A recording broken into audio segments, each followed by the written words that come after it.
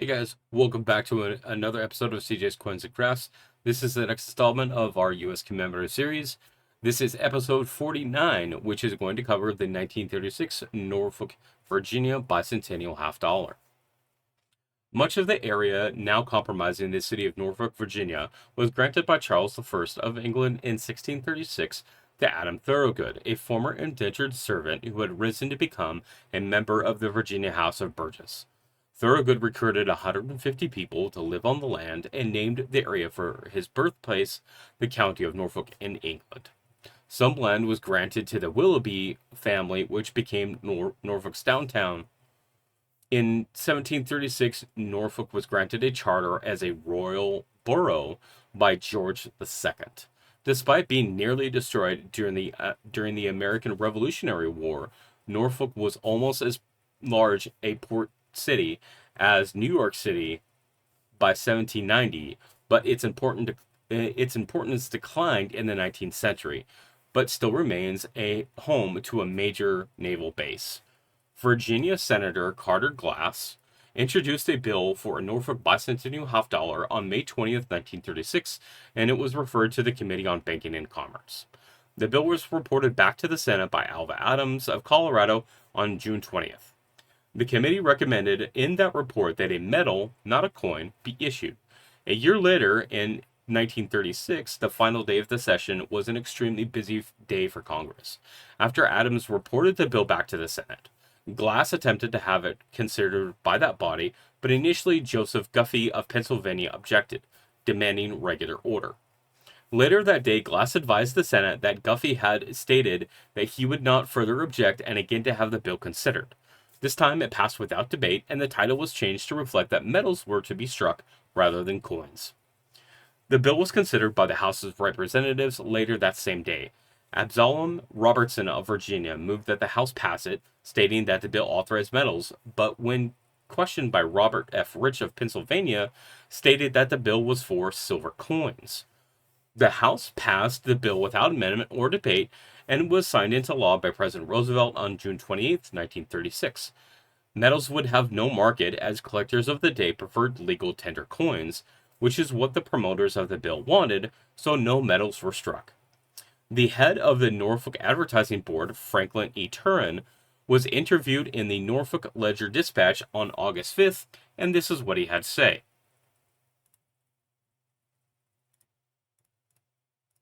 We haven't quit the fight. We've asked an appointment with President Roosevelt for the purpose of discussing the matter and laying Norfolk's claims squarely before him. We have a right to know why Norfolk has been discriminated against. It's time for the people of this area to rise up in righteous indignation at this insult to the city. The past session of Congress passed bills and the President signed them authorizing the issuance of 15 commemorative coins. Is the landing of the Swedes in Delaware of more historical importance than the original land grant for Norfolk County, comprising what is now Norfolk, Princess Anne, and Semin counties, and embracing what historians recognize as the most historical area in the country? Is the settlement of northern Illinois, commemorated by the Elgin issue, more important than the granting of the Royal Charter to Norfolk City? Why, after all these commemorative coins have been authorized, should governmental authorities suddenly become so solicitous of their coinage that the Norfolk issue is so mysteriously changed to call for?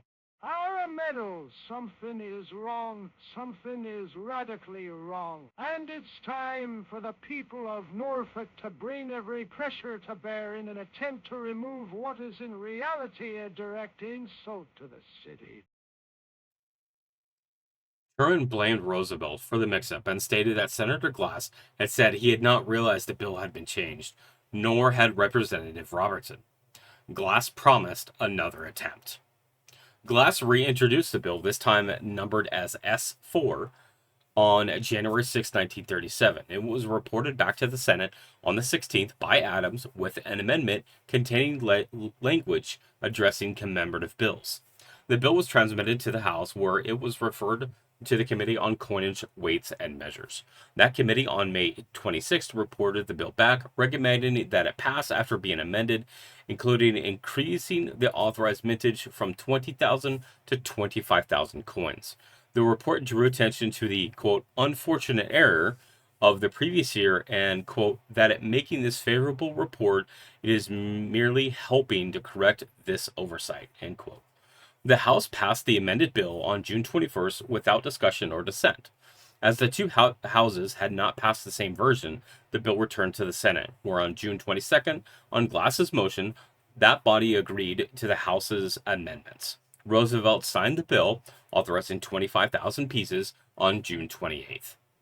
The Norfolk Advertising Board, the group responsible for the commemorative coin and affiliated with the Norfolk Chamber of Commerce, hired husband and wife team William Marks Simpson and Marjorie Emery Simpson to design the half dollar.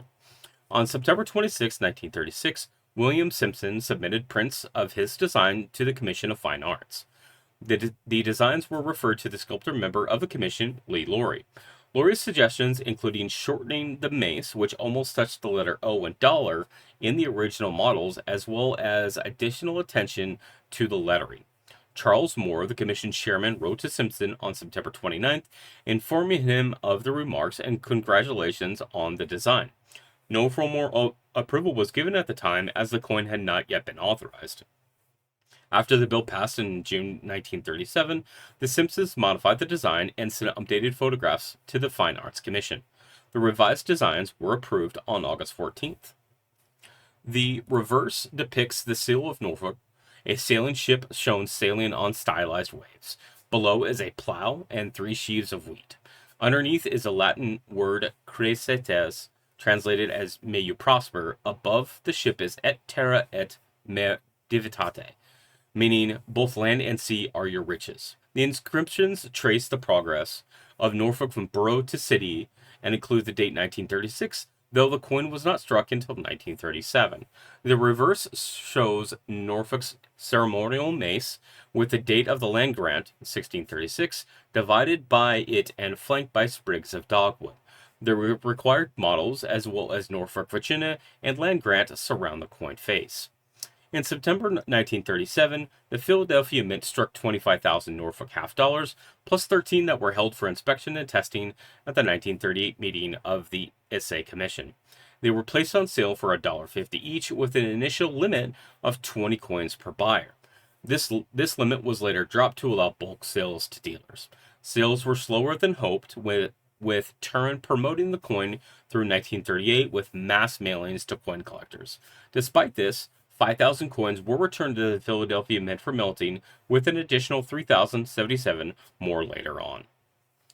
I want to thank you for taking the time to watch this video. If you guys like this kind of content, please hit the like button. If you're not already subscribed, please hit the subscribe button, and we'll see you guys on the next one. Thanks for watching.